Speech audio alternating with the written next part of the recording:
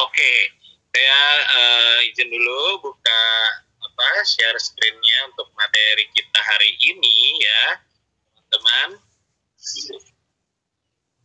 Nah, investasi menurut syariah. Kira-kira seperti apa sih investasi menurut syariah? Ya, ini teman-teman secara definisi dulu deh ya sebelum kita masuk terlalu jauh ya. Di sini ada Alexander dan Sharp ya, tahun 1997. Nah, jadi investasi itu adalah pengorbanan nilai tertentu yang berlaku saat ini, ya kan, untuk mendapatkan nilai di masa mendatang yang belum dapat dipastikan. Nah, di sini juga ada dari Yogianto ya, tahun 1998. Investasi adalah penundaan konsumsi saat ini untuk digunakan dalam produksi yang efisien selama periode tertentu. Ada juga dari Tande Lilin. Wah, ini tahunnya udah mulai semakin kesini ya, 2001. Komitmen atas jumlah dana atau sumber daya lain yang dilakukan pada saat ini dengan tujuan memperoleh keuntungan di masa yang mendatang. Nah, investasi syariah adalah investasi yang dilakukan berdasarkan tentunya syariat Islam ya, terhindar dari hal-hal yang dilarang oleh syariah. Nah, ini di pertemuan satu nih ya, udah sempat dibahas sama Kak Rofik waktu itu ya. Nah, yuk kita lanjut aja yang hal-hal yang dilarang. Nah, alasan orang ya biasanya untuk berinvestasi itu ngapain sih? Yuk teman-teman coba sambil bantu saya. Dapat keuntungan. Dapat keuntungan. Wah, berarti ini goalsnya udah ini ya. Semoga tidak ini ya, semoga tidak terlalu apa sih kalau bahasa sekarang halu. Nah, gitu ya. Maksudnya kan wah investasi pokoknya untung. Waduh, ya tergantung lagi ya, depend on ya kalau kata Jakselnya tergantung. Betul. Lihat dulu masuknya kemana nih, tepat sasaran nggak nih? Nah kan ya kayak gitu ya, jadinya akhirnya banyak. Nah itu yang nggak paham orang-orang, Pak. Mencari keuntungan, apalagi Kak? Melipat gandakan. Waduh, melipat gandakan aset. Ya pokoknya aset yang kita punya sebelumnya ya untuk bisa jadi lebih banyak lah ya, bisa dibilang gitu. Apalagi alasan orang mau investasi apa sih? Untuk memperkecil inflasi. Nah, luar biasa. Jadi biar bisa menyesuaikan ya dengan inflasi yang terjadi di setiap tahunnya, makanya orang-orang berinvestasi. Oke, yuk kita keluarin ya satu-satu ya, teman-teman ya. Apa sih alasan orang berinvestasi gitu ya? Nih, pertama, ya pastinya karena ya nggak tahu ya kita di masa depan bakal terjadi apa gitu kan ya, makanya kan kita mempersiapkan hal tersebut ya. Makanya investasi itu kalau dengar kata-kata investasi pasti kan ya untuk masa depan gitu ya, nggak mungkin untuk investasi wah buat 2 bulan lagi nih gitu ya, itu mah nabung ya Kak ya. Kalau investasi udah pasti jangka waktunya biasanya jauh lebih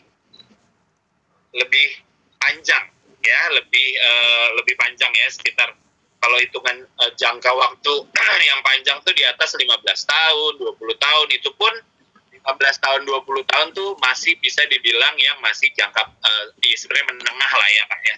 Yang namanya investasi itu memang kita harus melihat goalsnya secara jangka panjang. Habis itu apa lagi nih kita lihat. Nah, recording in progress. Inflasi, langsung aja saya keluarin semua. Ya, jadi untuk biar menyesuaikan dengan inflasi yang selalu berubah ya tiap tahunnya ya, ada yang sama, ada juga yang kadang berubah. Itu dengan berinvestasi. Terus juga adanya kebutuhan dan keinginan tentunya, ya kan? Kita pengen nanti 20 tahun lagi punya usaha misalnya. Jadi pas pensiun kita udah punya paling tidak ada dananya gitu ya, dana investasinya gitu kan. Jadi bisa kita gunakan untuk misalnya nih keinginan jangka panjangnya adalah membuka usaha. Kayak saya nih, waduh, saya lagi ya, saya contohin ya, nggak apa-apa ya.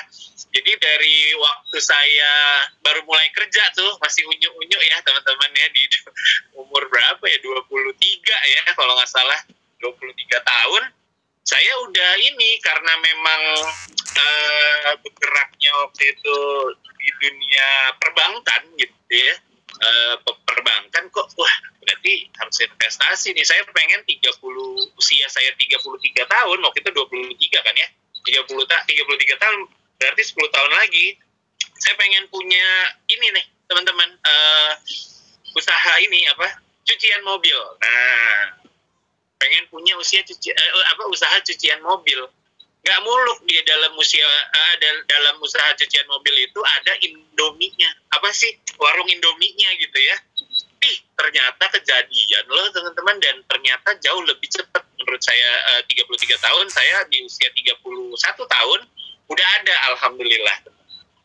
Nah, jadi artinya kan kita ini ya punya keinginan jangka panjang. Tentunya kalau misalnya hanya kita taruh di tabungan, yang ada kena admin ya teman-teman ya, belum lagi gatel buat bisa ambil gitu ya. Nah, jadi kalau orang biasanya mau nabung dan investasi itu udah ada perbedaannya tuh.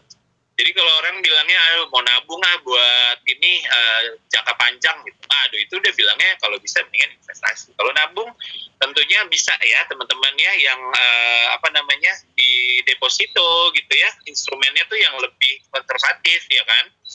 Nah jadi ya kebetulan waktu itu sempat suka juga ngeliatin reksadana gitu ya. Jadi kayak Schröder gitu, sempat saya baca-baca namanya Schröder Dana Prestasi Plus waktu itu ya, pas waktu awal-awal tuh saya masih di perbankan gitu ya. Ternyata alhamdulillah tuh paling tidak ada progres ya, dan saya dapatlah di berapa tahun berarti ya, 10 tahun 8 tahun bahkan ya, yang udah saya pikir target goalsnya dapat gitu. Jadi nggak mesti harus 10 tahun ternyata kan, karena kita waktu itu ya mungkin dapat bonus, saya top up dan lain-lain ya. Pokoknya ada komitmen saya di situ, pengen emang punya satu usaha ini. Nah gitu teman-teman. Jadi ternyata ya kebutuhan dan keinginan itu bisa menjadi alasan orang berinvestasi juga. Sama tentunya ya itu ya, peningkatan nilai kekayaan. Kalau kata orang-orang crazy rich ya. Tapi sekarang crazy rich-nya banyak yang salah ya teman-teman ya. Kayak contohnya Tung Desum ya.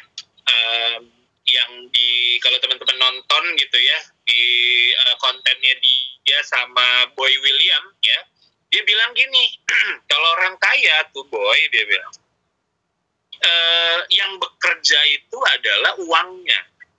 Nah kita itu bekerja pada saat masa kita produktif ya kan.